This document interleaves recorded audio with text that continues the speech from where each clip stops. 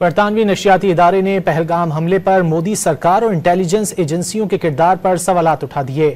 Be B C نے اپنی report میں سوال اٹھایا کہ پہلگام جیسے سیاحتی مقام پر سیکیورٹی کیوں موجود نہ تھی۔ حملہ سیکیورٹی کی مجموعی خامی کا نتیجہ ہے۔ جس جگہ اتنی بڑی تعداد میں سیاح آتے ہیں وہاں ایک بھی سی سی ٹی وی کیمرہ نصب نہیں۔ بھارتی اخبار دی ہندو کی رپورٹ کے مطابق سی آر پی ایف کا کیمپ حملے کی جگہ سے 7 کلومیٹر جبکہ راشٹریہ رائفلز محض 5 کلومیٹر دور تھی۔ صحافی انورادھا نے بتایا کہ سیکیورٹی فورسز کو پہلگام پہنچنے میں تو دیر ہوئی مگر چند گھنٹوں میں ان کے پاس حملہ آوروں کی تصاویر تھیں۔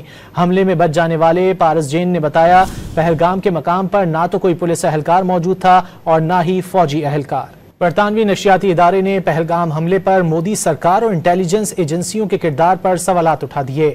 بی بی سی نے اپنی رپورٹ میں سوال اٹھایا کہ پہلگام جیسے سیاحتی مقام پر سیکیورٹی کیوں موجود نہ تھی۔